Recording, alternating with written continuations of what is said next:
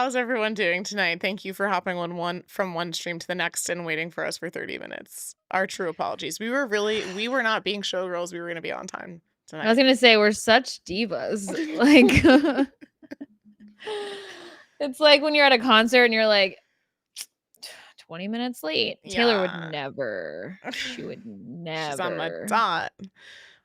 We have so much to talk about in this live podcast. We figured it's been a minute since we went live. We're definitely going to be going live several times in December, but we just wanted to, reconnect with the live audience. It's really fun when there's this much to talk about to just chat with you guys as we go through it. I thought of Ryan when I saw Here Lies Taylor Swift's Reputation ornament on the Yep. Did you see that one? The gravestone? That was added later. No, I was inundated with those ornaments. I was overwhelmed. There were too many. I was like, I need them to be a solid $15 cheaper so I can buy more. All of them. I mean, at this rate, you could have a whole Taylor Swift Christmas tree.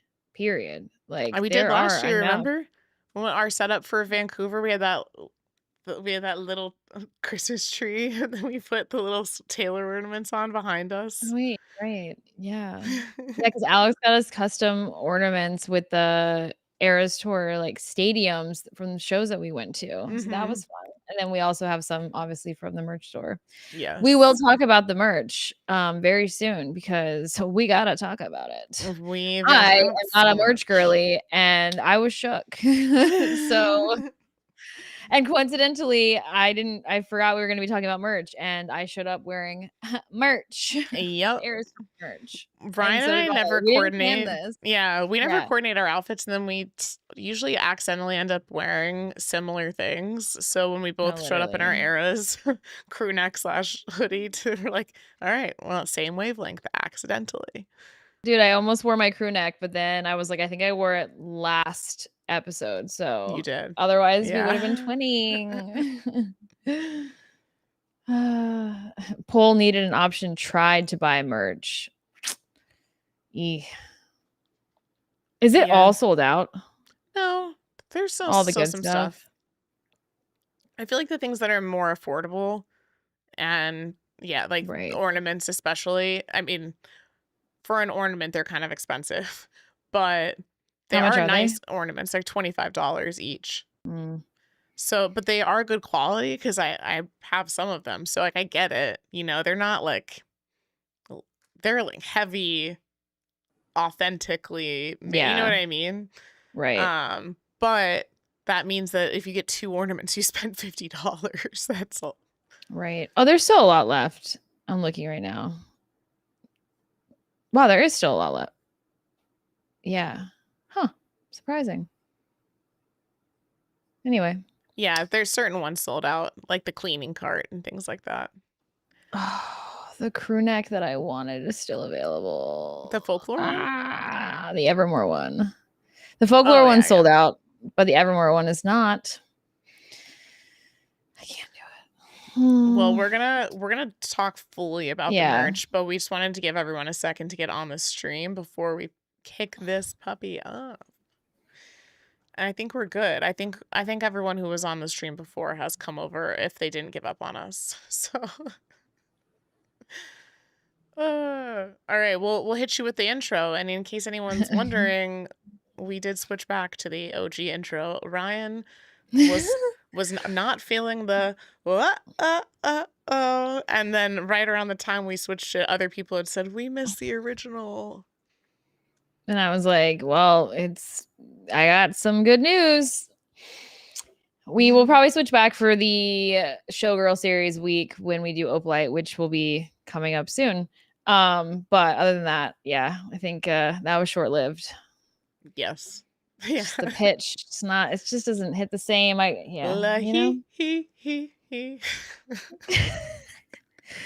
right. Ready? Do it. Are you ready for it? Welcome to Hits Different.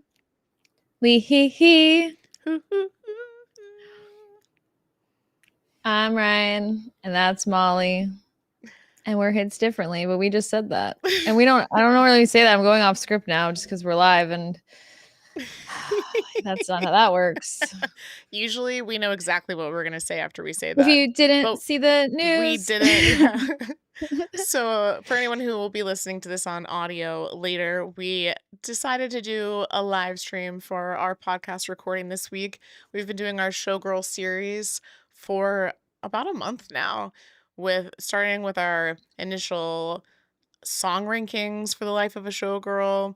We've broken down the fate of Ophelia from every different angle, and we've already started working on our Elizabeth Taylor lyric breakdown, and it's so good and so long that it's going to take us some extra time to get it out to you, but that will be coming next week. So if you're listening to this later, this is coming from a live stream on YouTube. Hello to anyone who is watching us on Patreon right now. We let our Patreon audience know too. But sometimes when there is as much going on as there is right now, it's just nice to chat with you guys live as we're going through the show. So in case you're wondering what's going on this November, there have been 2 merch drops just in the last week. Taylor has been nominated for a Songwriter Hall of Fame award that we're going to get into.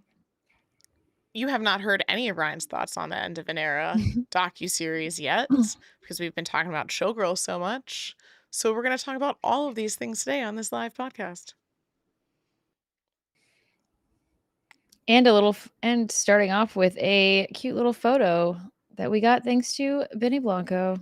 Yes, stand by. I'm gonna pull this up. We figured this would be a fun way to start the episode today. In case anyone didn't see this, Benny Blanco, Selena Gomez's husband, posted a little, a little carousel on Instagram today of photos from their wedding. We'd already started to get photos from their wedding anyway. Alex has to kind of rebuild this because our setup crashed before we went live. We had the whole screen share already ready to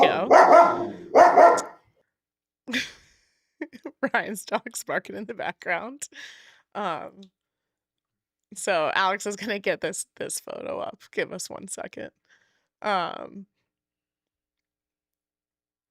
I'm sorry, I'm seeing 2 different things. I thought that everyone else was seeing this like empty screen, but only I was. So hi, Dio mio. This is why we can't have nice things. My dog was like, that's my cue.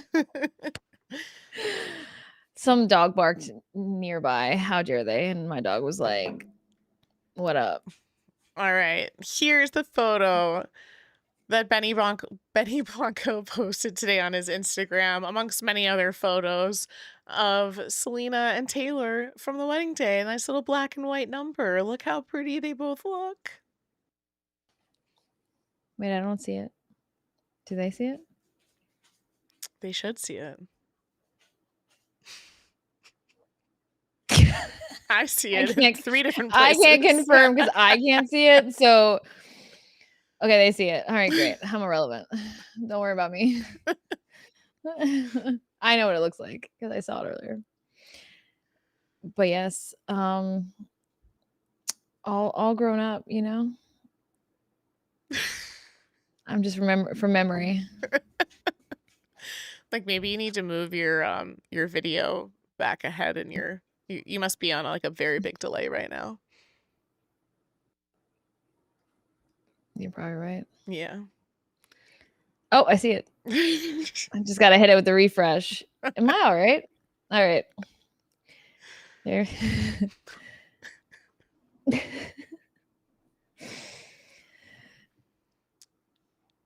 Great commentary. All right. So they look really, really good on Selena's wedding day. They do.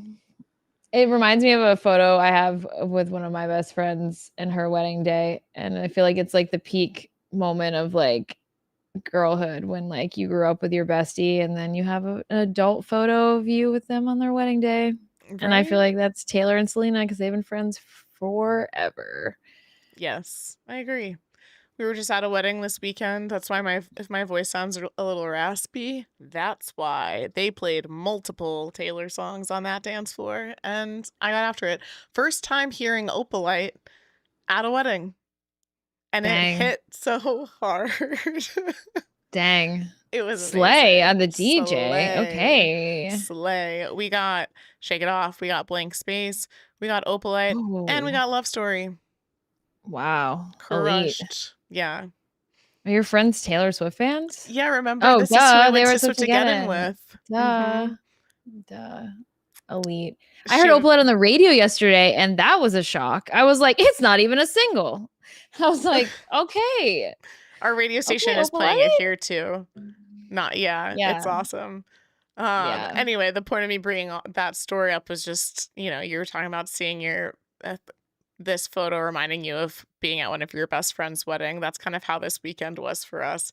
You're just sitting there looking at them with just like the cheesiest grin on your face and, little tears in your eyes. Just so happy Mhm. that your friends are happy. And especially happy if they play Taylor Swift at the wedding.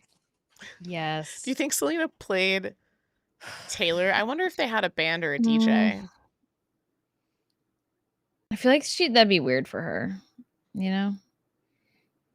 Like Taylor here. I mean, I know we saw like the cute Taylor and Travis moment back, however long ago when they played like Love Story, and they always do that. But I feel like at Selena's wedding that'd be kind of weird. Like, hey Taylor, what's this? Oh, because she's a bridesmaid. I don't know. Feels kind of if weird. she was a bridesmaid. We've seen multiple photos at this point of them on Selena's wedding day, which makes me think, I mean, I don't know. Did she even do bridesmaids? Who knows? But Taylor was definitely hanging out with her during the wedding day. Right. Yeah. Like early, like before things got started. Because Selena posted her. Yeah. Yeah. Yeah. Like a cute video of Taylor like freaking out at how gorgeous Selena looked. Exactly. So yeah, this was fun. We wanted to show this before we dive into the next important topic, which is the merch drop. Number 2, not the first one. Well, we're going to talk about both. Yeah, for sure. What should we talk about first? The chat can help us decide. Should we talk about the merch drop from today, which is the Life of a Showgirl TS collection, or the holiday drop first? Let us know. Hit him with a poll. Just let us know in chat too. Holiday. Some people asked earlier what kind of dog. I have a German Shepherd. Thanks for asking. She's very loud. She has a really fun party trick where she starts to bark when she hears ready for it. Is that why she started barking? We went boom, boom, boom. Oh my God. I was like, who? No. She's slightly desensitized to it now. I'm kind of sad. I clearly have outplayed it since, Taylor got her master's. So, but she doesn't react the same anymore. Just a little bit. She stands at attention. All right, looks like holiday. Holiday wins. All right. Yeah. We're going to go to the holiday merch first. And for anyone who is listening to this later, we are going to be showing the holiday stuff on the screen if you want to check this video out on YouTube or Patreon. Okay, I went to holiday, but it's still taking me to this new stuff. You just gotta scroll down. Maybe they think that that's holiday too. Okay. So the holiday stuff, they brought back a lot of the Showgirl original drop and they restocked it, but then they added other new items. Oh wait, I thought that was the new one from today. That collection right there. This? No. Oh, no? No, this was up last week, I think. Wait, what's the one from today then? It's all of this stuff up here. No, that's from last week. No. Or wait, that was already here. Yeah, I don't know if you're on a delay, right? I don't know if you're on a delay right now and you're just seeing what I'm showing after I'm showing it. But I'll be more specific. The like furry coat and the sequins are forever t-shirt dress, this vinyl case. These are some of the things that got brought back in the holiday drop. Actually, I think the vinyl case I don't know if it had even been available in the original Showgirl merch drop. So then what's the holiday? So I thought it was the stuff up top, the furry slippers, the robe. That was today's Life of a Showgirl TS collection. Right. Okay, so we're on the same page. So yeah, the the robe stuff and all the like cream colored, all that stuff, that's from today. Yes. The holiday stuff is all the different eras. It's different eras, but with the Life of a Yeah. Showgirl stuff that I'm looking at Right. first, they brought Yes. back Okay. some things that had gone out of stock, but then they Got it. also added additional stuff. Like maybe I'm just misremembering, but I don't remember this like AirPod case from the original drop, for example, or the No, candle. But the the candle was Showgirl definitely not tumbler there. was in the original drop, and the hair clip was in the original drop. The ornaments Ye are new, and she added this toy chihuahua barking at me from a tiny purse. Dude, the candle I wanted ever since we found out about one of the variants being like, what was it? Sweat and vanilla Mhm. perfume. And yeah, I had to do everything not to buy it. I was like, can't be doing it. But I wanted to. Wait, you wanted to buy which one? The The candle? candle. Oh, yeah, Yeah. yeah, yeah. I wanted it ever since she called one of the variants, Yeah. like I was thinking she was gonna do a perfume. But I'll take a candle, but I can't justify it. Do we know if it smelled like vanilla? Did it have a scent? Oh, it Yeah. did. Yeah. Yeah, dude, and I love vanilla. So please, Mm. did anyone in the chat buy the candle? And if you did, please report back when you get it and let me know what it smells like. There's actually a Noah Kahn candle that I've been wanting that I would buy before this one, low key. Because he partnered with this like popular candle brand that's like really, has like, yeah, because you just can't trust like random candles. It's Oh, like no, I agree. it's I like have what's the the brands that I know longevity I of that like. smell? Yeah. Right. So It's a pet I don't know who she odor partnered candle, with. but it smells so good. Yeah, Um, smoky vanilla. So, the yeah. Tortured Poets snow globe came back into stock yesterday, and I almost bought it because the one that used to be behind me, it shattered. I forgot about that. Spilled all over our floor a couple weeks ago. They had lots of cool new eras related merch, like we were just talking about. The like sweaters, jackets, of course, the ornaments. The Smallest Man Who Ever Lived drum, freaking love. The I Heard You Calling Mhm. megaphone. Um, the Midnight's merch. The Oh. anti-hero knit dress and top. Okay, so we just need to say this to me overall might be the best merch drop she's ever done ever. And I know me and many other people are always complaining when it comes to the clothing.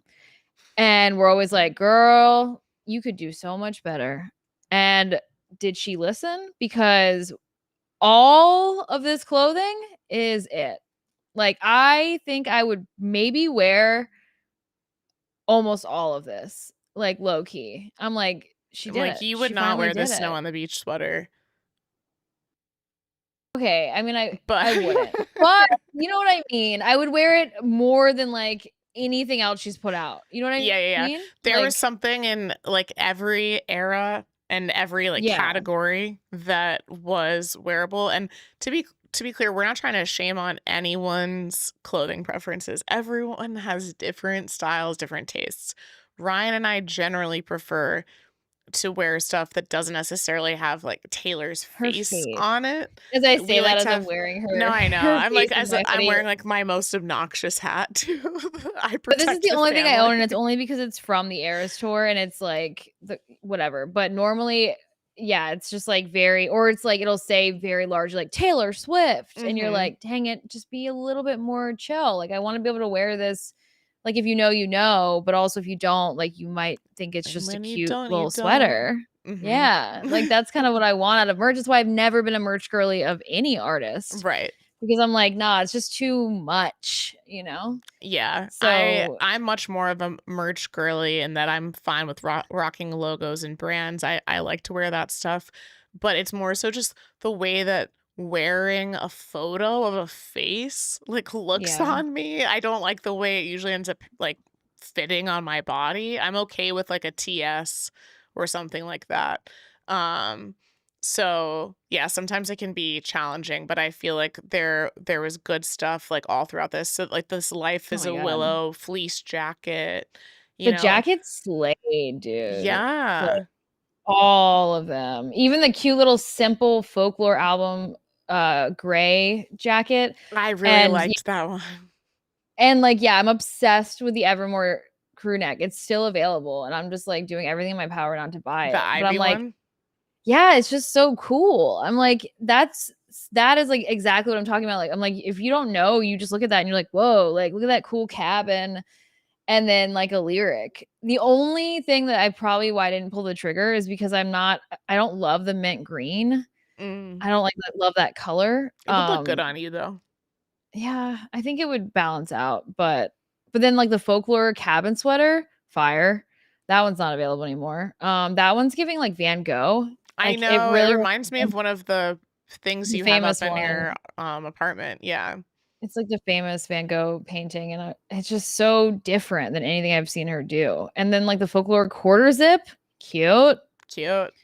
The models, like also like remember when we've got our like back when we got what was it, the lover cardigan? Cardigan.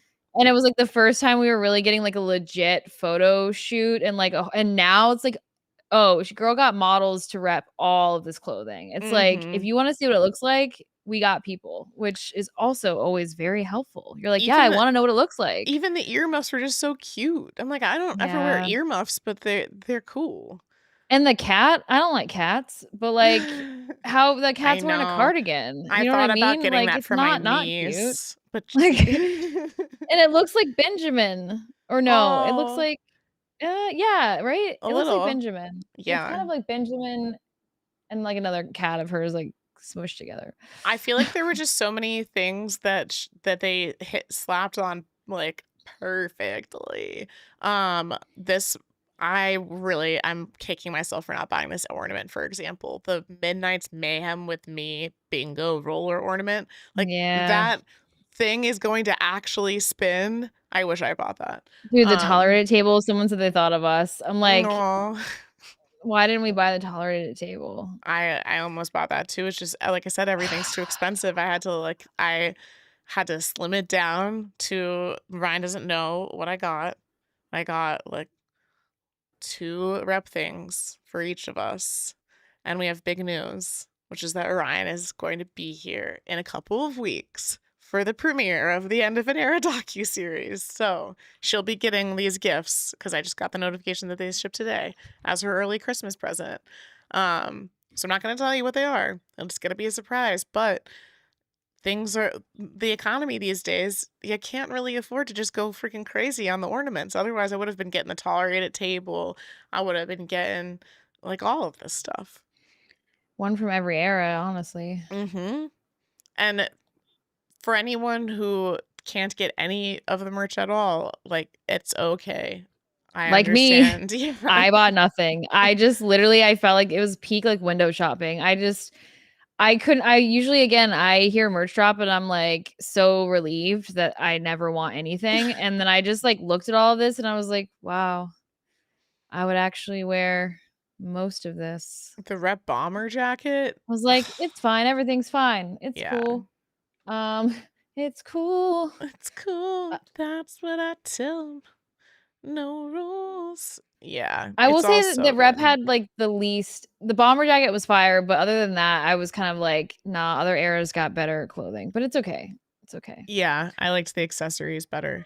Because I was like excited to finally be like, oh my God, I can finally get some rep merch because this is the first time she's like brought back like the logo and stuff, right? Mhm. Yes. So that's something I wanted to talk about.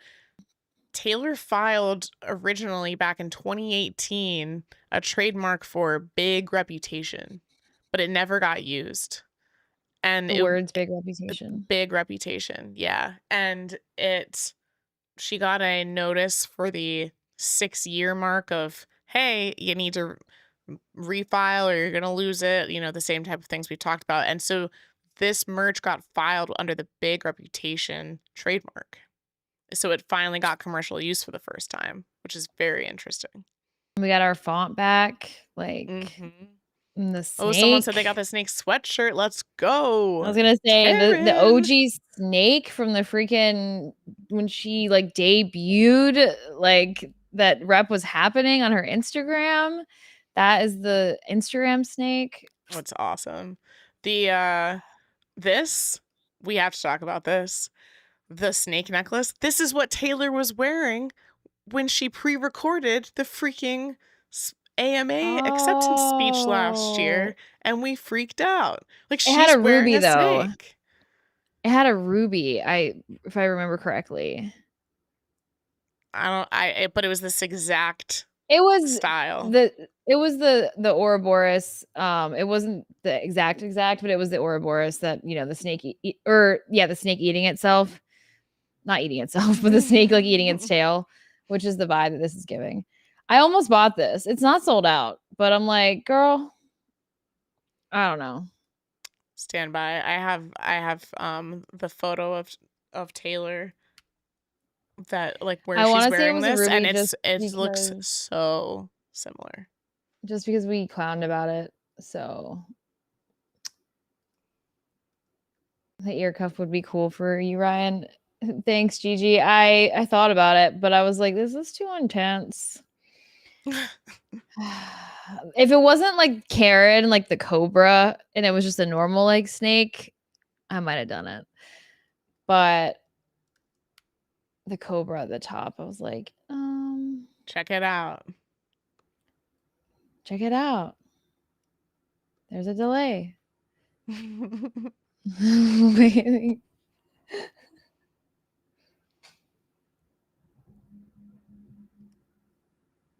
Let me know when you see it. I'm going to refresh. Oh, there it is. Let's see. Yeah. No, yeah, you're right. Yeah. Dang. Like, it's not the exact same one because hers was like real diamonds, but right, yeah. I mean, but nonetheless, it looks so similar. Should I buy it now? I didn't realize it was like the same one she wore. I mean, again, I thought about it. I was just like, how as well is this going to hold up?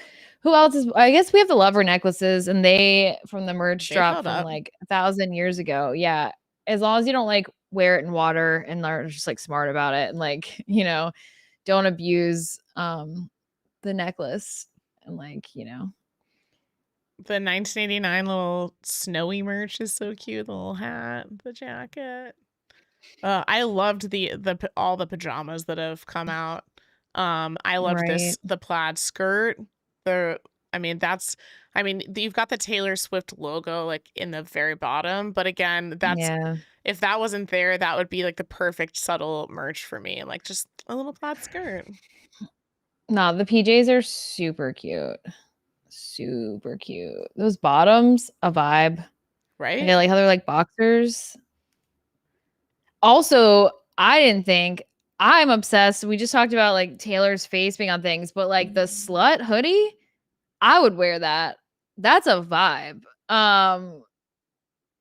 Like I wish like in the past if she'd used her face, like she would do stuff like that. Like the Got Love Struck one. I'm obsessed.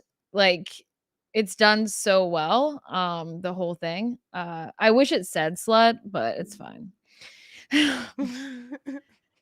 It's fine. If you know, you know. But I saw that and I was like, wow, I actually really vibe with this. Like it's like it gives vibes of like really cool like band merch. Like what you often see, like, Yeah, I like that one.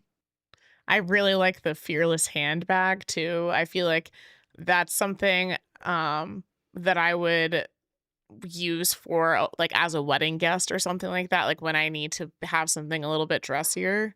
And that's pretty subtle as well. The mini backpack, cute. Little mini backpack purse. Yep. Yeah, I love all of this. The junior jewels, yeah, she crushed, dude. Yeah. All right. Definitely some eras are better than others, but yeah. And for the merch that dropped today, the Life of a Showgirl TS collection, we finally got what we've been manifesting forever. People of like from because I remember we were all like, so where are the slippers and the robe that were hinted in the movie / music video / pop-up? Yeah. Yeah. Weirdly, so my favorite item aside from, like, like you said, like, the pajamas look super, super cozy and obviously the robe. I was vibing with the notepad and tray. I saw someone in chat say they got that, and weirdly, I was Yeah. vibing with that. I was like, "I would get that," but no, you wouldn't. Stop. You're not paying $35 for a notepad and pen. We're not. But, like, I would in another life, you know? It just looks so fun to write on. I love freaking stationery. Again, we're not yucking anyone's yum. Buy whatever you guys want or don't buy whatever you don't want, you know? But Yeah. we just wish we could buy everything and we literally cannot. I would spend so much money, which I never have said that about her merch ever. I'd be like, usually I'm like, that one thing maybe, but I'm like, dang, every era I'd buy at least one thing. Yeah.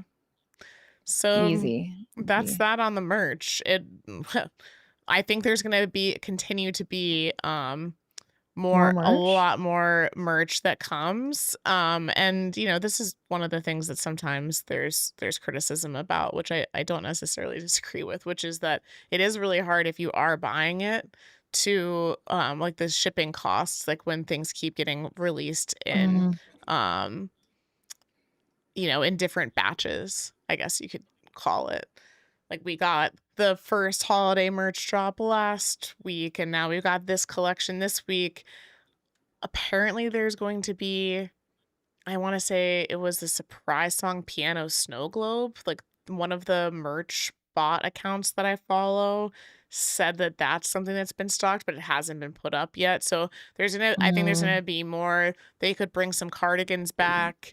I think there's going to be things that continue. And then there's always a big Black Friday sale, which will be, or maybe Cyber Mm. Monday. So something like that'll happen. So keep your eye out for It's that not if you're free someone who's waiting shipping? for a deal. No. Oh, someone said, yeah, free shipping over, yeah, orders over 50. That's what I thought. I'm like, you gotta have free shipping eventually. But obviously it comes with the caveat of like you have to Right. buy a You have certain to have amount. spent $50. Yeah. So, which is easy. You buy like literally one and a half things. True. True. Um, Yeah. yeah, yeah, she crushed. Um, so yeah, let us know in chat what you guys got, and also like feel free to send us photos of your merch on Instagram, DM us at It Hits Diff Pod. I just want to live vicariously through everyone. For real. And we know that merch delivers very quickly, so I'm probably gonna get it very soon.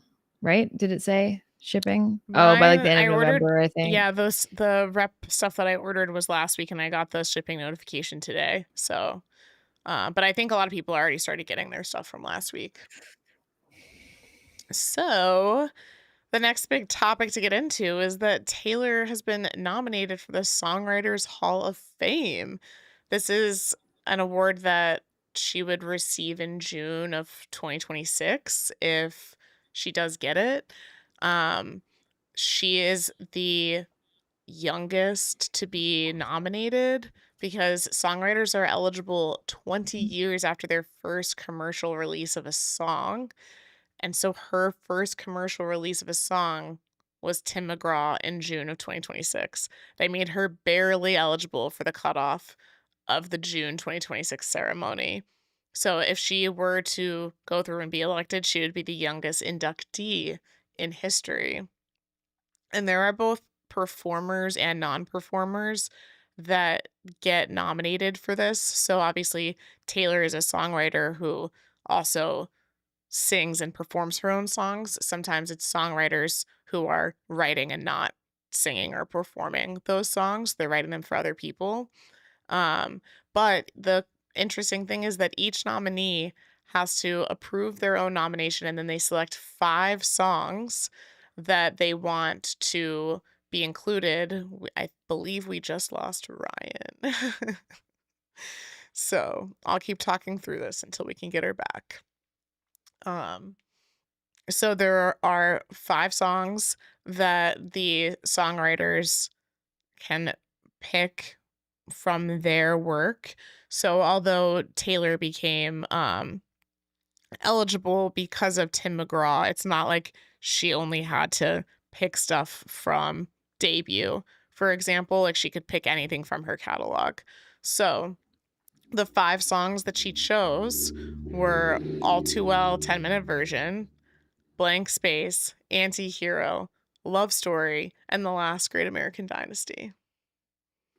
And I think we have Ryan back now. Can you hear me? I can hear you. I accidentally bumped my microphone wire and it disconnected, and then when I reconnected, it was like, "Sorry," and it made me, like, I have to, like, go all the way out and come back. It's fine. Whoops, because I was, like, falling out of frame, so I moved my mic. Anyway, technical difficulties. We good, we good. Alex was probably like Could you hear my lead up? I couldn't yeah, I just couldn't tell if there was a delay because when I came back, you were saying, like, the same thing you said before, and I was like, "Oh, no, am I that delayed? Did she already say this?" But I see what you were doing there. You were filling Just time. giving you time to come back. I'm back, y'all. Alright. No, yes, you do not need to repeat all that. You're good.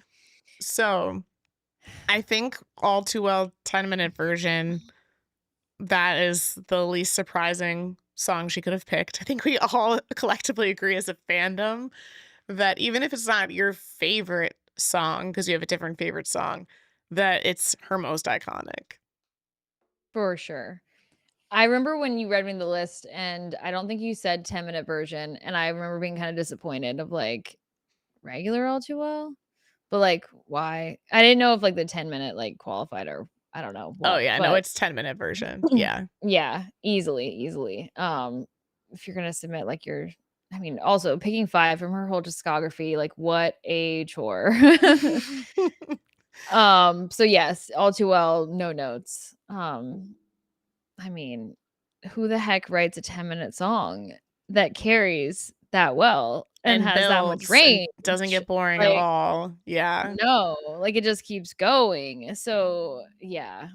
Yeah, no notes. I remember before we got the 10-minute version, but when we knew we were getting it in the lead up to the Red Taylor's version release, there was a lot of not worry because I think we all always have faith in Taylor, but just All Too Well is such a good song. Will making it 10 minutes water it down or, Change like it. bloat it? Yeah, like oversaturate it, whatever. Can it really be as good if it's double the length? And Yeah. yes. And in my delusion, I remember thinking, like, that she was gonna remove lyrics to make room for new ones. Huh. I don't know why I thought that. I was like, "Oh, she better not get rid of this line or that line," and it's like, why would she? She literally just added on to it. It's like when you watch, the extended cut of a show, they're not getting rid of old stuff, they're just giving you more. Right. So, yeah, I still remember, like, where I was when I first heard it. I was, like, in the car, and I remember, like, you're listening, you're like, "Alright, business as usual," and then all of a sudden, that first verse change, and you're like, "Oh my god." Ugh, God, it was such an experience, like, truly, like yeah, such a memorable experience.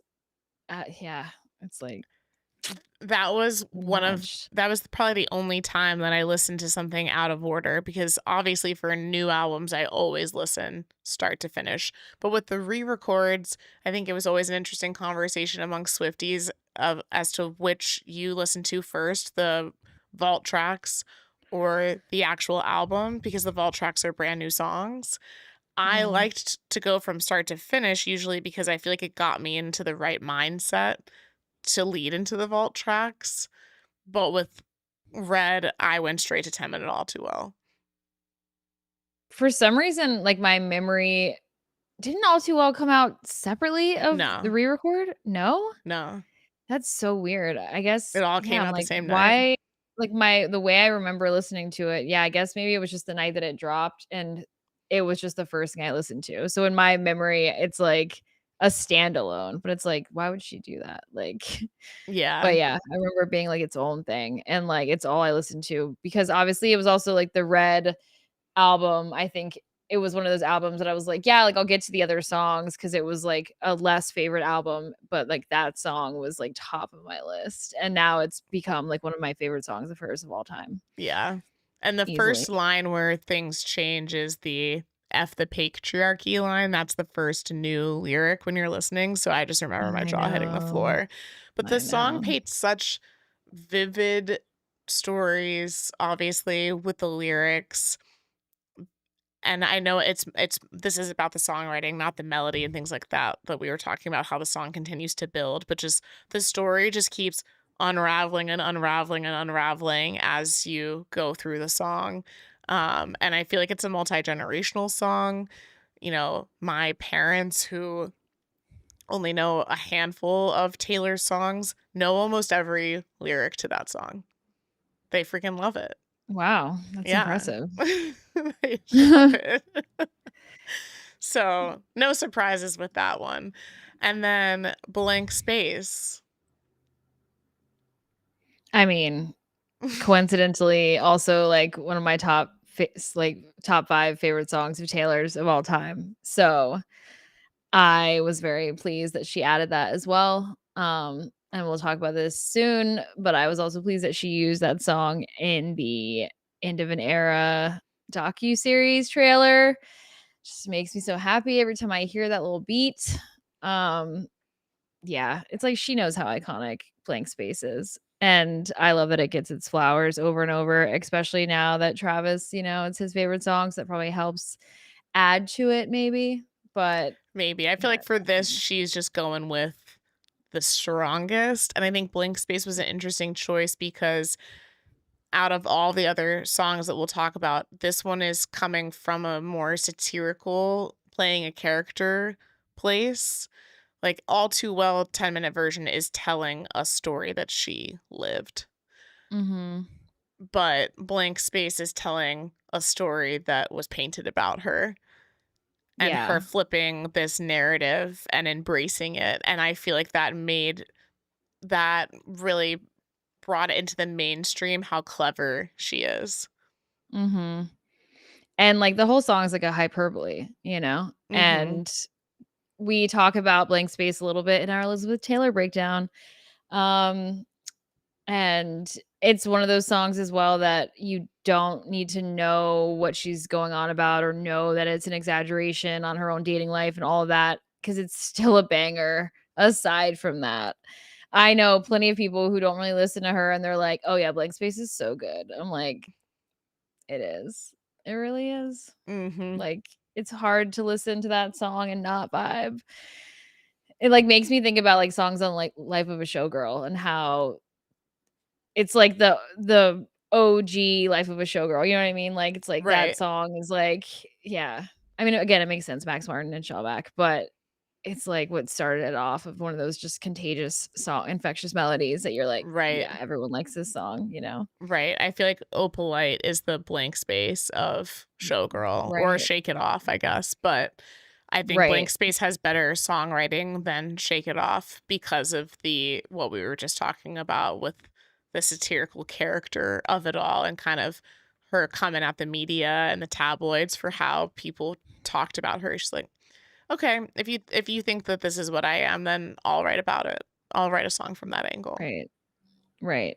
Right, like, the beat and the storylines are similar to Elizabeth Taylor, but yeah, I thought about Opalite the same, like, it's like Opalite is, yeah, the blank space of the album in terms of that song? Right. That's why the radio is playing it even though it's not a single because everyone knows it's that song. Mhm.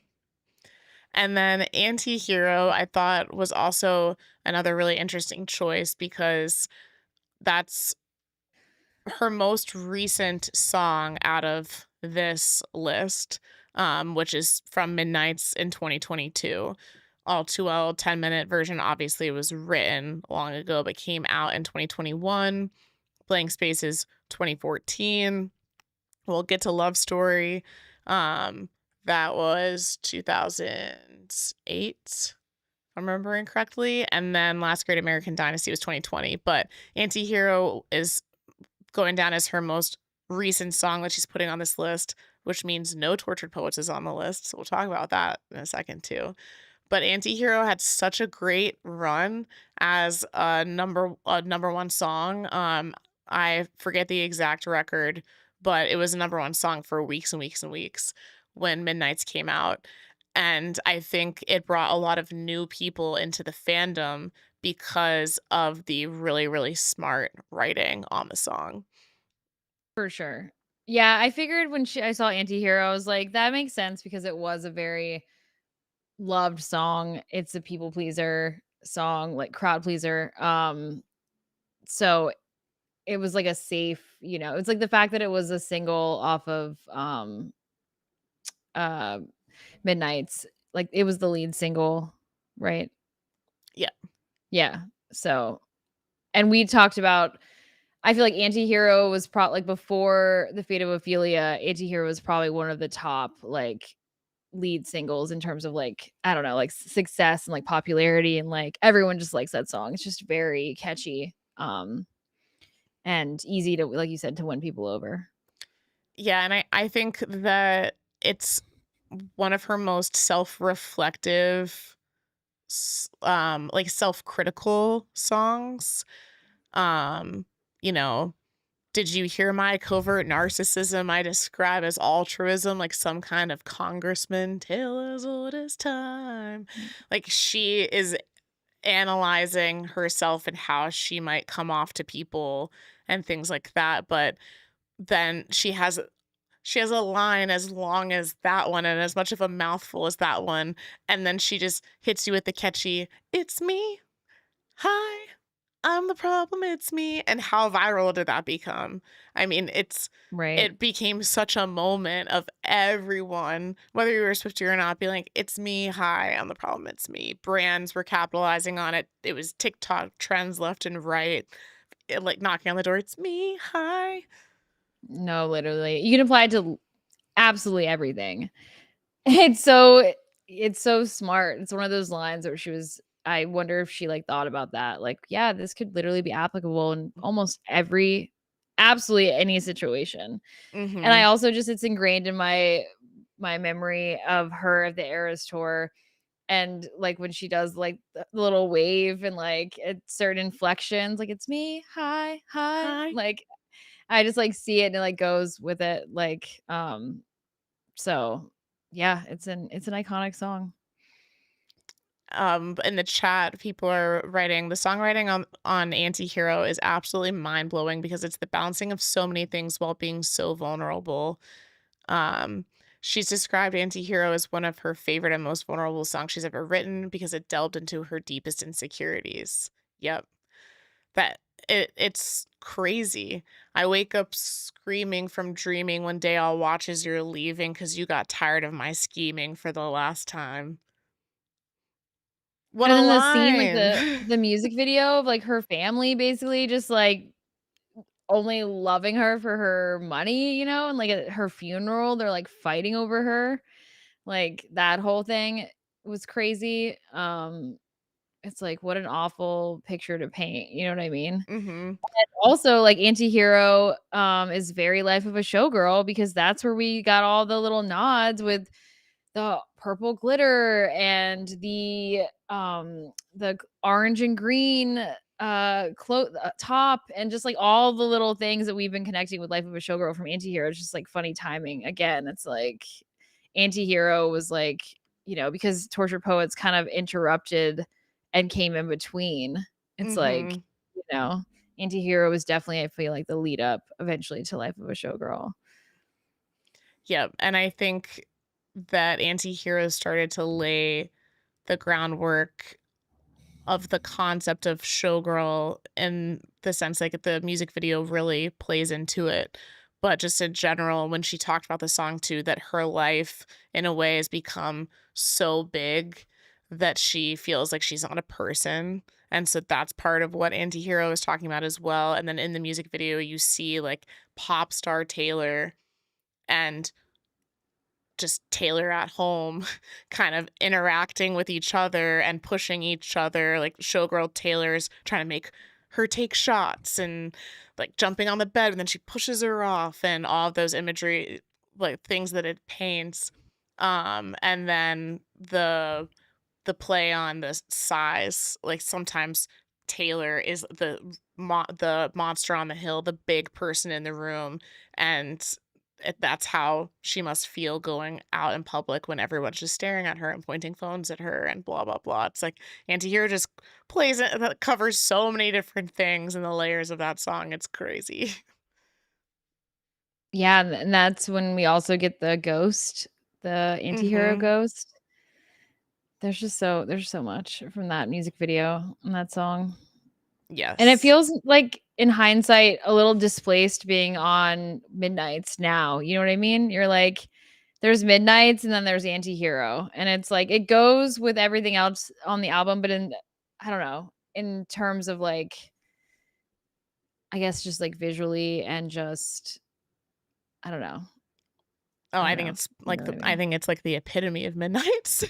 I feel like Lavender Haze is the epitome of Midnights, but yeah.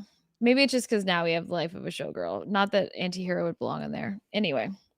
Yeah, I think that there's 2 sides to Midnights, which is the bedazzled vibes of that Midnights can give with Karma and Bejeweled and things like that, and then there's the deep introspective side of Midnights, which is Antihero. Right. And the anxiety and Mhm. all of that. Yeah. Yeah. Behind the scenes of what it's like to actually be her. Mhm. Alright. The next one being a love story. What an ode to her roots with this one. I mean, Love Story is on the album that won her first Grammy. Love Story, obviously, is one of her biggest songs ever. Um, another multi-generational song that everyone knows. Um, I don't I I don't see how she could top it with a more recent submission. It's a freaking perfect song. And then it's Shakespearean storytelling flipped on its head where she changes the ending. I mean, this is what launched her into another stratosphere with just her second album of like taking the Romeo and Juliet love story and rewriting it herself as a little high schooler. Yeah. I mean, Taylor Swift is completely synonymous with the song Love Story at this point. It's like there's Taylor and then there's Love Story. It's like probably what a lot of casual listeners think of if you were to be like, name a Taylor's, a few Taylor Swift songs. It's like, you gotta say Love Story. It's another one of those songs that it's like everybody who's heard it probably like that I know of is like, oh yeah, Love Story is a banger. And it's that, it's that girl. And it's the one where at all of her concerts, she no matter what tour it is, it's like she plays it or performs it and it hits the same every time so hard.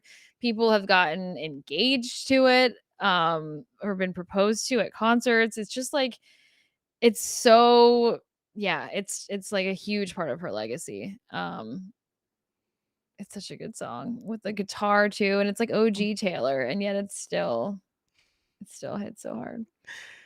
To share another story from the wedding that I was talking about, it was getting towards the end of the reception and they made last call for the bar. And then they started to play Love Story. And the bride is a big Swiftie, but she and I hadn't had our moment on the dance floor when a Taylor Swift song played, you know? Like she had been with like other groups of people, whatever. It's her day, not mine. So I'm like, whatever. But I happened to be near her when Love Story started to play. And she starts to leave the dance floor. And I said, "Where are you going? We got a jammed a love story." And she's like, "I know, but they just did last call at the bar.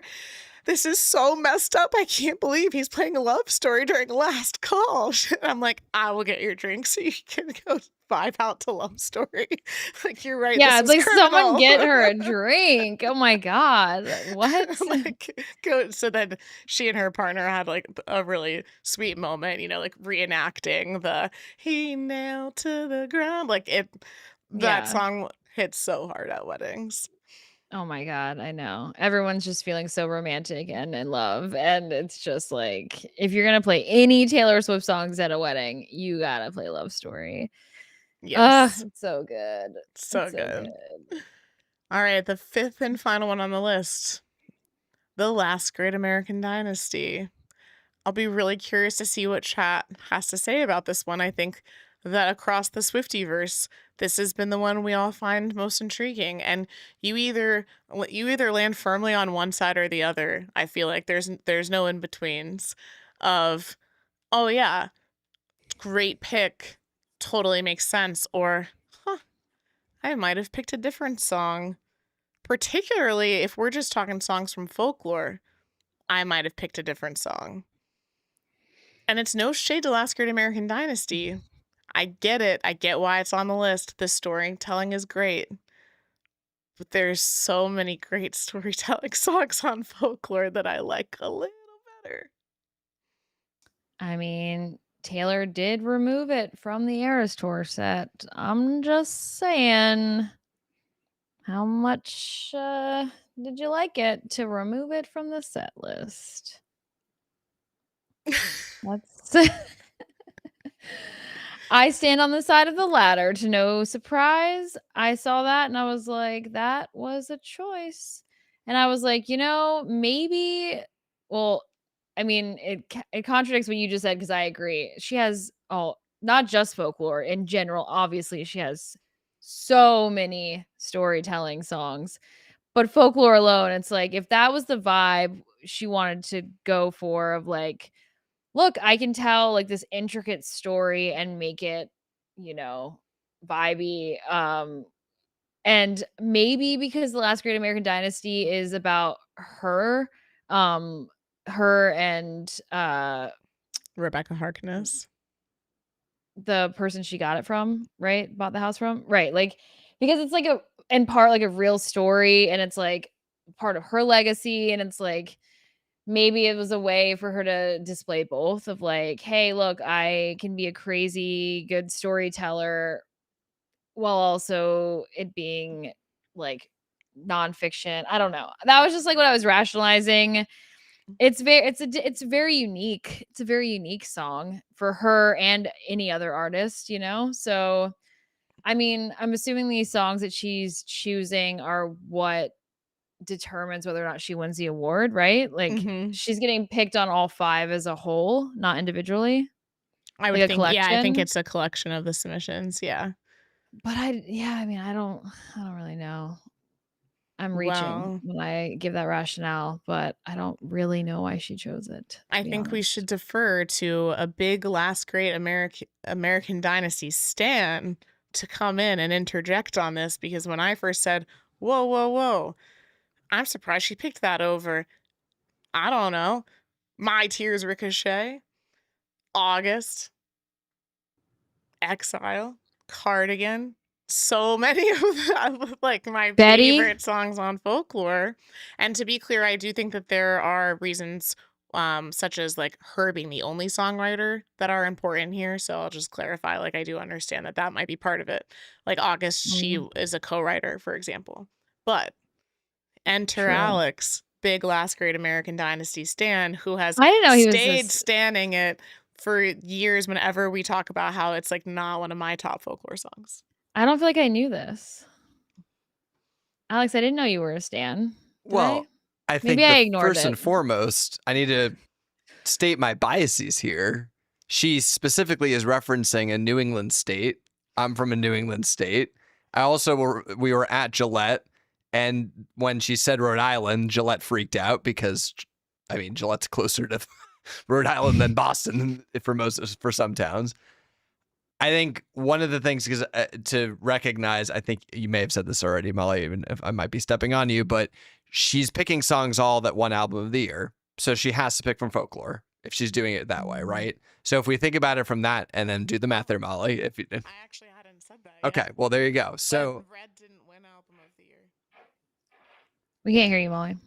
Red did not win album of the year. So there's an asterisk there with All Too Well. Okay, fair enough. But she's drawing from albums of the year in this case. Respected albums. Yeah. Like she's not touching Reputation. She's not like, Tortured Poets got kind of slighted. Yes, but it hasn't won album of the year. And it's recent. Right. And it also only had one song that was really a radio song. So if you have to think about it on the continuum. Now, not that the Great American Dynasty was a radio song. I'll make my case short. The other 4 songs are doing a pop ballad. They're doing Ryan. Ryan just thought a thumbs down for those who are listening. That was so the weird. thumbs down Apple reacts emoji appeared out of nowhere as I'm speaking. So Ryan, I manifested. I was thinking so hard about this song and my feelings, and then it just went boop, thumbs down. All right. So I think the Great American Dynasty is on there because if you think about it, the other songs are handling here's a great pop song, here's a great introverted song, here's a great la la la. And with Great American Dynasty, she is telling the story, a historical story that at first you are not aware of, is about the house she bought. So she's relating herself to that person as well in real time. So she has a hook at the end of it. And I would argue that it's likely the most complete story she tells on Folklore. Because the Betty Triangle happens over 3. It doesn't happen in 1. So you can't really submit that on its own. There isn't really the singles of the album are really well written, but they don't go through the story arc that the Great American Dynasty does. And I don't know the rules here, but I assume if she's not nominated, she can resubmit a list. So why not use a song that is essentially a one that she flips on its head by the end of it to relate it back to her and then back to Rebecca, right? Am I doing that right? Yeah. So anyways, that's why I think it makes sense on the list in context with the other songs, because you've got the pop, you've got other albums, you got older albums, then you have one that is, again, my favorite album. I know on the Showgirl weekend I said it might not be, but I've reevaluated. Folklore is still my favorite album. Sorry for Showgirl stands out there. But that song is, I think, an underrated song, and this is a great way to properly rate it in its context as a great song that is written very well. Thank you for letting me stand on my soapbox for this TED Talk. I will now depart.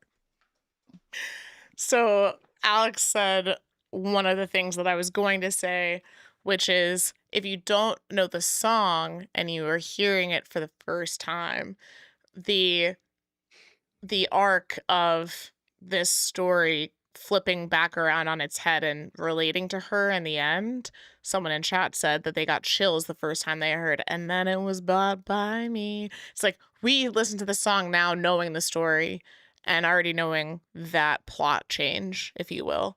But I remember her talking about it on the Long Pond sessions and saying that she'd always wanted to kind of tell the story of the person who owned the house, and that she leaned into some of the country tropes of this thing happened, and then this thing happened, and then it turned out it was me. And that's how she explains it in the Long Pond sessions. And it is true. It's really interesting when you think about it that way. Especially on an album that obviously was more fiction than nonfiction. So it was like a little like, ooh, like you thought I was just making up a tale, but I wasn't. This is a true story. A lot of people in the chat are standing Last Great American Dynasty. It has a built-in history lesson. Let's see. That it was the song that made Connor a Swiftie. Wow. It's one of the best songs about other people, right? Because again, I think Alex said this, like some of the songs are more introspective or her own life experience, and this is about someone else. Like it's just showing that she can tell a totally different story. It did relate to her in the end, but the story arc is about someone else. That's interesting. Someone saying that it's good for the non-Swifties. I guess I wouldn't know because I am a Swiftie. So I literally can't even relate. Like, how would I know what it feels like to whatever? But that surprises me. But I mean, yeah. Yeah, that's really interesting. But I guess if you were a non-Swiftie and you assumed, a lot of non-Swifties just have a lot of assumptions about Taylor. And so then when you hear that, you're like, oh, like she's kind of deep and is a great storyteller. And oh, wait, this is a true story, and you know what I mean? There's a lot of layers to it, so I guess in that way, you appreciate it probably a lot more than Swifties who can be a little bit, pickier because we're deep down the rabbit hole and we're like, "Yeah, that song's great, but have you heard My Tears Ricochet, and do you know the lore behind that song and all the, like, stuff?" And, Right.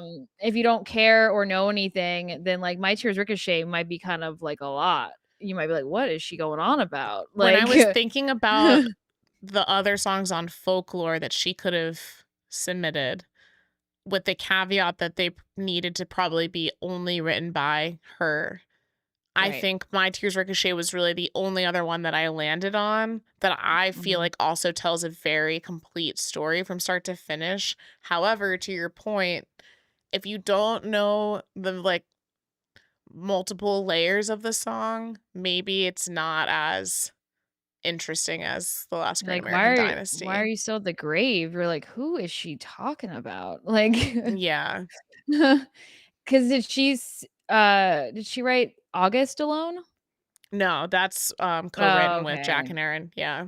Alright, 'cause I would say August would be my, like, pick because it's such a it's such a good song just melodically, like, forget the lyrics, you're But just that's the like, thing, this doesn't matter about the melody, it's just the "Oh, song, right? Yeah. true. I mean, Oh, at least yeah, that's how I'm taking it. It's not like the Grammys where they're taking that in, makes like, sense." song of the year versus, like, record of the Mhm. year, and, like, it's including the production. I think this is songwriter, like, write only the lyrics. Yeah. Alex wrote in the chat, he thinks it was one of the coolest stage presentations from the Eras Tour. Alright, now we're going off the rails. But that's why I I'm think this sorry, song I do is not agree it with gets that. such yeah, you're either, like, fully on one side or the other of this song, right? Someone said, "Do you TLGAD, do you mean TTPD?" It's like, "No, No, he no, no, meant The The Last Great Last Great American American Dynasty." Dynasty. Well, Yeah. well. Again, Taylor took it off the set list. That's all I'm saying. She was like, "I'm gonna give this its moment, and then I'm gonna take it away." Yeah, but she also took Long Live off the set list. I don't think that means that it's not a good song or that she doesn't love the song. But she added that, like, the tour started with Last Great American Dynasty, you know She what I took mean? she took a lot off the set list, Ryan. 'Tis the damn season. I mean, I know, I'm just Tolerate it. saying, we ain't talking about those right now, okay? Those are irrelevant.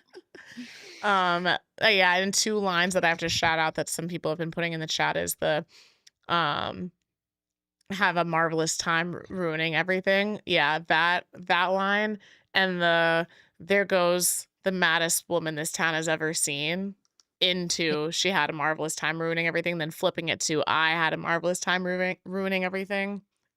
I That did like on scratches the an itch tour for me.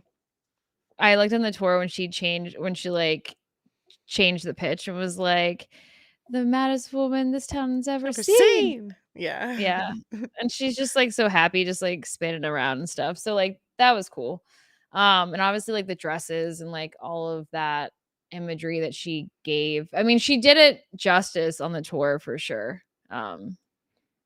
with the dresses and, like, the timepiece that she did, but Yeah, and then the fact that the dancer that's playing Rebecca Harkness is, like, coming down the steps as Taylor's going up, like, they're handing the house, Mm. passing the house off, and they give each other, like, a nod. I never Yeah. thought of it like that. Oh, Like, yeah. No. I always just thought It's they were like just, like, the being house. cheeky together. I don't know. I, like, clearly, I don't, like, think of the song that deep. When I remember watching it, I was just like, "Cool." Oh, yeah, no, I view it as they take the folklore cabin and they kind of turn it into the house, and all this big party's happening, Yeah. and all this stuff is happening, Mhm. and then they hand it over. Yeah. No, that makes sense. Hmm. Yep. Well, justice for the last great American dynasty, I guess, you know? I mean, out of all of Taylor's houses, the Rhode Island one is probably, like, her most iconic, so it's currently under construction. She picked out a home and called it Holiday House, you know? The amount of decor that Right. Swifties probably have that just says Holiday House, you know, like signs and whatever that people got to put up on their houses after that I mean, if song you have came a house in Rhode Island, like that song was made for you. And Rhode Island is really pretty, and that whole area is really pretty, like the cliffs and the cliff walk and all that. So for sure. it does add to the imagery too. Like if you listen to the song and you know what she's actually speaking, like the area she's actually speaking on, you're like, okay, she did like encapsulate this really well. Mm-hmm. So the voting ends on December 4th, it's coming up in a couple weeks, and then it'll be announced in January if Taylor has won. Well, if anyone, whoever has won, everyone who is going to get inducted will be announced in January. And then the gala is in June. So that'll be interesting. We'll keep you posted. And to round out this live podcast, I've done 2 different videos now talking about the end of an era docuseries, because the days that the announcement and the trailer came out, we just quick turned that around. And on those days, it's very hard for Ryan and I to be able to do it together. So that means you guys haven't heard any of Ryan's thoughts about the trailer, and the people want to know what you think. I can't freaking wait. I was stoked before we got the new GMA, the trailer that debuted on GMA. The trailer alone is just so well done. And I mean, yeah, no, I'm excited because it reminds me of, I remember when I went back and rewatched Miss Americana, like, I don't know, a while ago now, and just remembering like, dang, this is so good. And like, we rarely get access to Taylor like that. And so we've been talking about this freaking documentary for months. Like, well, the idea of it before we knew about it, maybe like a year. Like, yeah, like almost a year, because we were talking about getting it last December. Right. Oh my God. And now we're getting it this December. Mm-hmm. We weren't like super far off, because we were like, oh yeah, maybe you should give it to us for her birthday last year. Wow. And now that's what's happening this year. You know, we're so close. We're just like a year ahead. We're clouding too far in advance. I like forgot that we said that. Yeah. So it's finally happening. I'm stoked. And the trailer is just so good. It gives Miss Americana vibes, but like happy, you know, and it's like Miss Americana without all the doom and gloom. And I like when she's like, oh yeah, it was which the line about like connecting like 70,000 fans. And I'm like, girl, you mean a millions? Yeah. Millions a night if you're including the live streams. 70,000, that's cute. I'm like, no. It was like a worldwide phenomenon every single night she performed. It was crazy. It was like a lifestyle for most people for like 2 years. Like, right. And then obviously the Travis stuff is like, we're like, it's a huge part of what we're itching to see. And just like the part that she chose to show like under the stage, which is so freaking cute. It was so cute. No, it was so cute. And then obviously the ending when she's, oh my God, like explaining her thought process of the surprise songs for the final night. How fun. Oh my gosh. She's like, so I'm gonna do that, and then I'm gonna like, and then her mom's just like, what did she say? She's like, that sounds complicated. Yeah, it's such a perfect, like the trailer was just so well done. So I'm just like, wow, the trailer was good. Like you could just keep watching that and be like, this is really entertaining. I am entertained. Right. I'm assuming they're all an hour long episodes. They haven't announced the runtime. So you and I haven't really been able to talk about this yet. They haven't announced the runtime. They did include with that official trailer in the Disney article that I read about it. They said that the first episode is going to premiere on ABC on that Friday night at 8 p.m. Eastern. So some people were leaving comments on the video that I did last week saying that usually with Disney shows, whatever day it's supposed to come out, that it usually drops at like 9 p.m. Eastern. And, you know, just like a lot of shows would, like more in prime time, even if it's going to streaming. But I still don't know. Are we actually going to be able to see it the Thursday night, December 11th, into Friday the 12th? Or will that premiere at 8 p.m. Eastern time on Friday night, the 12th, be the first time it's available? So we'll see. We'll plan our content around it accordingly, obviously. But I mean, that makes sense because I imagine she wants everyone to have the chance to watch it at the same time, you know? That's not like midnight or whatever time zone you're in. So she wants it to be like a big like premiere, you know, since she's not doing it in the theaters. So it's probably gonna be Friday night. Yeah, I think I agree. It would be kind of cool to be able to wait and kind of watch it at 8 p.m. Instead of staying up till midnight, and then some people can watch it and some people can't. And then we'll get the second episode afterwards. Yeah, so it's going to be 2 episodes a week for 3 weeks for the total of 6. But yeah, to answer your question, we don't know how long each episode will be. They have to be an hour. I mean, there's got to be so much content. Maybe. I don't know. Yeah. Oh, in the chat, they said 8 p.m. Eastern time isn't the greatest for the EU either. Right. I guess what would you prefer? Would you rather have midnight or because then I mean, obviously there are different time zones, but generally it's going to be 5 or 6 a.m. Eastern, 5 or 6 a.m. in the UK, depending on where you are. To me, that's tough. I don't know if I'd rather stay up late or have to get up early. Right. I guess at least it's Friday. Yeah. Yeah. If it's an hour, that's wild because that will be 6 hours of content. And then the movie comes out the first day? night. Yeah. I was thinking about it. In a way, I almost, not to gatekeep things for myself, but in a way, I almost wish that the movie came out after the final episode. Because it'd be kind of cool to get the whole arc of the docuseries and then celebrate all of that by seeing the final show. But I think the first 2 episodes and the final show come out all on December 12th. Right. I mean, you could always wait. I know you won't. Well, you could always wait to watch it. We gotta cover it. Oh, you're gonna fly across the country and we're not gonna watch it together. Come on. I mean, do we think it's gonna be the same? Or no, I guess no, because she's in a different place. Yeah, so it's gonna be like, do we think it's gonna be edited differently, like minus the addition of the tortured poets? Like, I think it'll be a little different. Yeah. She filmed over 3 nights in LA for the first movie and very clearly cut between like wide, mid-tight, and tight angles from the 3 nights. And she filmed for all 3 nights in Vancouver too, but the way that they're phrasing this as the final show makes me wonder if the first 2 nights were staging and it was all one concert that they filmed. Right. So that makes the whole approach of it different too. Right. Which I don't think has ever done that, right? Like she usually uses all the different cuts to kind of like get the best.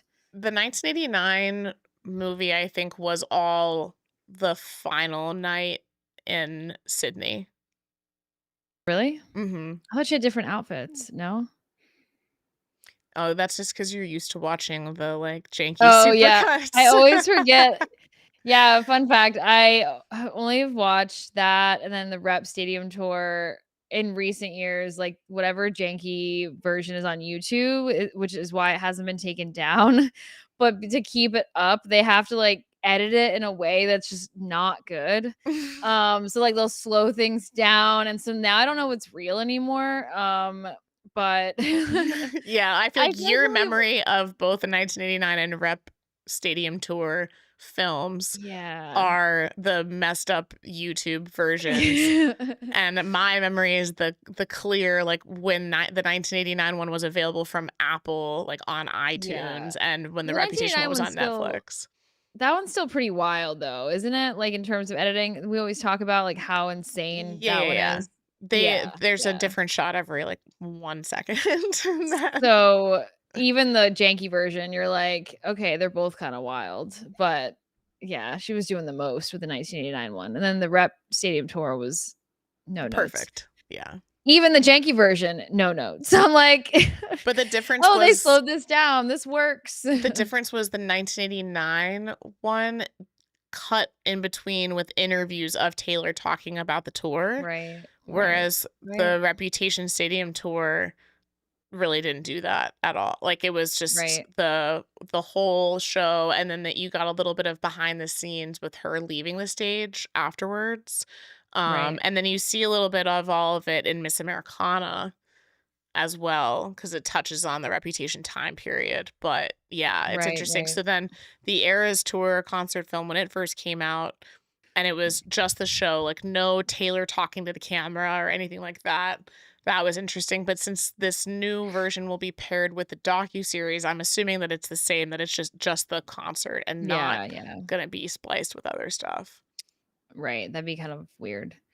But I feel like it might feature a little bit more of the like the band and the dancers and stuff maybe than the first cut did. It was very focused on Taylor, and whereas the Reputation Stadium tour one like did kind of feature some of the other things going on stage a little bit more and the crowd. So that'll be interesting to see too. But there's just always so much happening like with Taylor on stage at the Eras Tour that it's kind of hard to cut away because you're gonna miss something. So I'm just now realizing too, which I'm sure we've talked about, but like off air, how you also like called it being a series. Like we again, like I feel like we got the clowning for this so dialed because we've had so long to manifest. Like a year, literally, and being like, okay, we know she has the footage, we know this, we know that, blah, blah, blah, blah. And each time it's like we disclaim, like, it's not that we're, like you'd always be like, it's not that we're not grateful for what we have. And I'm like, girl, we're getting it. And like, I never lost hope. I was like, we are getting it. And then you at one point were like, what if it was like you would love like a series and it's like, ask and you shall receive. Because I just felt like there is way too much. One wouldn't be enough. Yeah, there's way too much to try to have it just be a 90-minute or 2-hour like an film. editor's nightmare. They probably were like, Taylor, what about a series? And she's like, oh, okay, that works. Like, please don't make me compile this into one video because how? Like, girl, we shot so much footage. Well, and I talked about this a little bit in my video, but there's just so many different ways that you could try to structure the 6-part docuseries. So how is it going to take us through things chronologically? And if so, where does it start? Does it start at the very beginning and the rehearsal?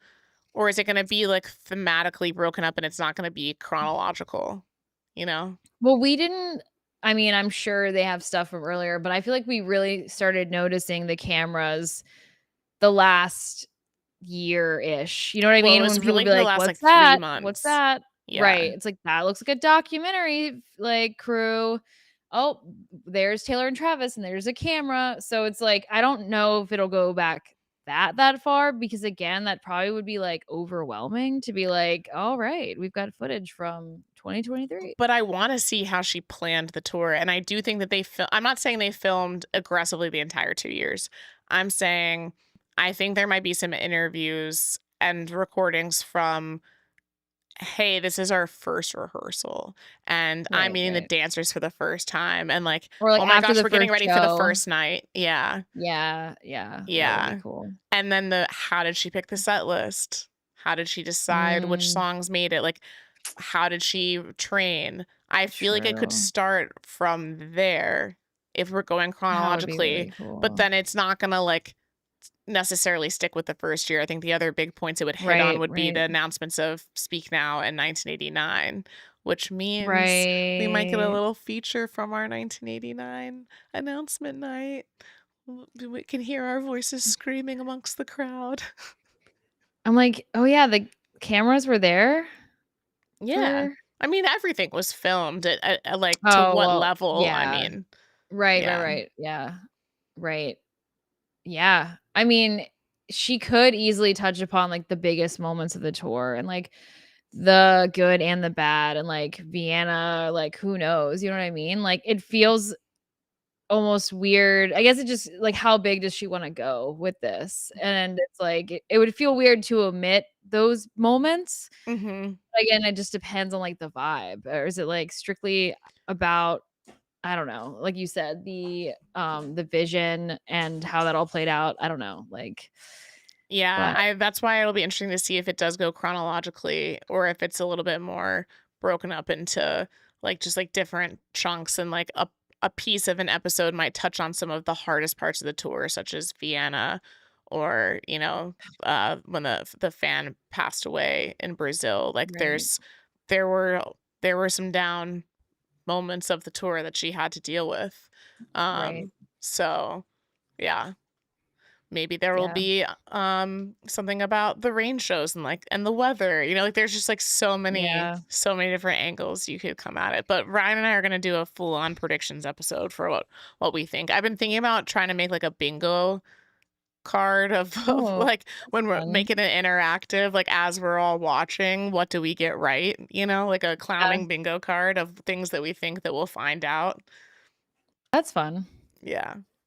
We could pass that out to the people, link it to the people. Could all use it. Yeah. Did our dogs both just walk by in the background? Yes. They're getting stir crazy. They're like, wrap it up, let us out. Yeah, so there's way more to dive in on there, and Ryan will be here with me in person. So we'll get to see those first two episodes together. It also happens to be my birthday that weekend, so we'll have lots to celebrate. And we'll celebrate it all with all of you on a live stream. Probably several. The last thing actually two more things, and then we'll wrap this up. One is that I keep meaning to mention and keep forgetting to mention that the director of the docuseries is the same director who directed the Kelsey film on Amazon Prime. So that was actually the last project that he did, which I think is really interesting because that Kelsey documentary came out right around the time Taylor and Travis started dating.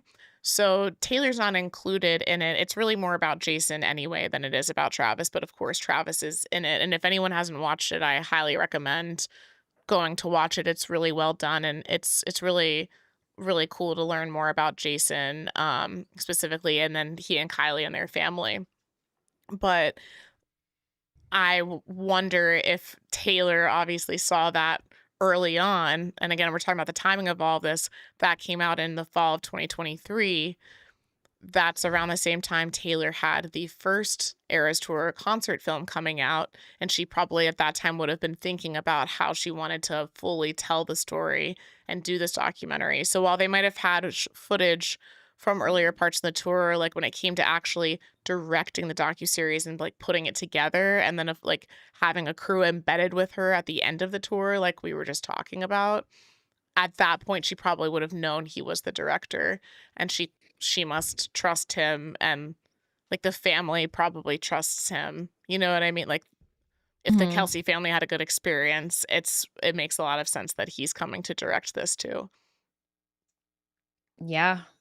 Just another, and like she probably like watched it because wanting to research more on Travis, I imagine too at the I time. watched it as soon as she went to that game. I'm like, I guess I gotta watch the Kelsey documentary. Like, Yeah, just gotta do the research. yeah.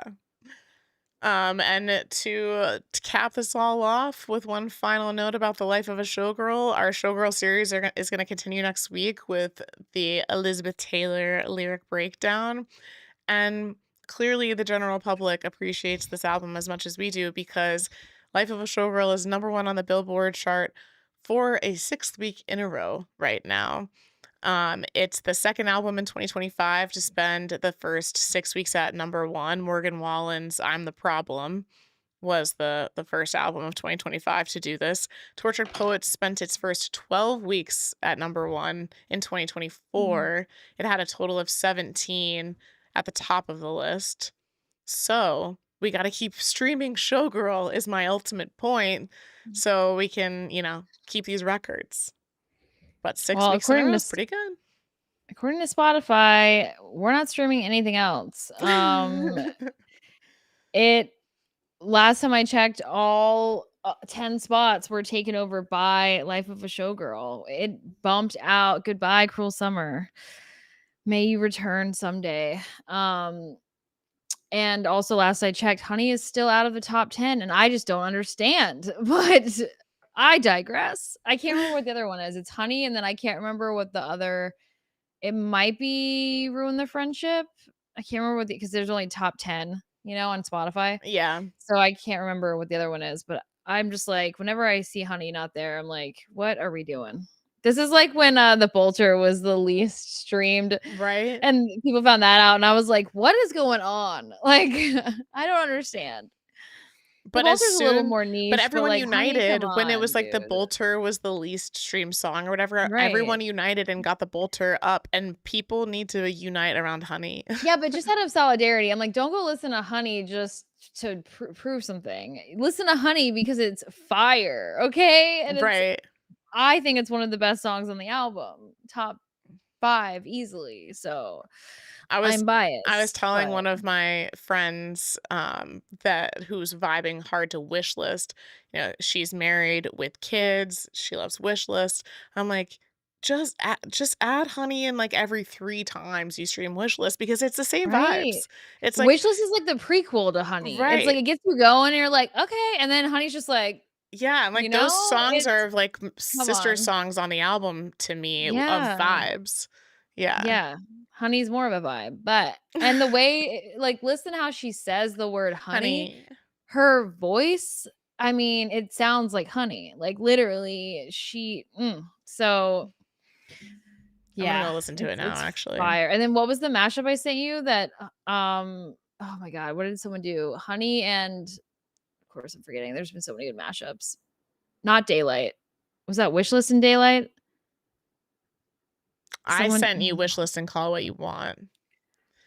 You sent There was also a Daylight and maybe. Yeah, I think it was definitely a lover song. I can't remember. Yeah, it's gonna bother me. But they have had TikTok has had a lot of really good mashups. And Honey, wow. Okay, I need to get back on the internet because people have done Honey and Slut. That's fun. Ooh. Interesting. Honey and Endgame. Okay, I will be listening to that as soon as we end this live stream. Someone did a whole 3.5 minute Honey times Endgame. Whoa. Go off. Honey, and Mesmerized. If y'all OG Ja Rule and Ashanti fans. Anyway, but I love all the videos of people who do like Honey, and then it'll just be them listening to it, and it's like, you can't not vibe. It was Honey and Mesmerized was what you sent me. Yeah, that's what I was just saying. Yeah. So that mashup, Honey and Mesmerized, elite. Love it. Honey fans rise up. Honey and London Boy. Okay. Ooh. I bet that beat would actually go. People are saying that. Wow, I have not heard that, you guys. Okay, I'm gonna listen to that too. I bet that the beat probably goes really well. Maybe. Interesting. Yeah, London Boy and Honey. No, the Wishlist and Call It What You Want is one of those things that when you hear it, I thought, well, no wonder I freaking love Wishlist because I've always been a Call It What You Want stan, and they fit together seamlessly. It's like, okay, my brain stays consistent. I don't know what to say. Honey and False God. As long as it keeps the Mariah Carey Christmas song away until after Halloween or Thanksgiving. It's true. It's like, what else is streaming right now? People keep saying Opalite is a Christmas song. Huh. I know. I don't hear it. Oh, Brianna, thank you so much. I meant to say it earlier. Thank you for continuing to send memberships. It's very nice of you. It's Evermore season. I know, Stella. I'm trying to lean in. It hasn't happened yet. I like when the first day of November was gray here, and I played a little Evermore on the keyboard, and I was like, and then I got distracted and I went back to Life of a Showgirl. But I'm like, the gloomier it gets where I live, which it's coming, the sun will literally be gone for months. I think I'm gonna dip down into Evermore, maybe a little Tortured Poets, Yeah. but maybe someone's done a mashup of Opalite and Christmas Tree Farm. Ooh, that could be a vibe. Manifesting someone out there do Opalite. I think the beat could work. I know. I actually think it could. Christmas Tree Farm. Maybe not.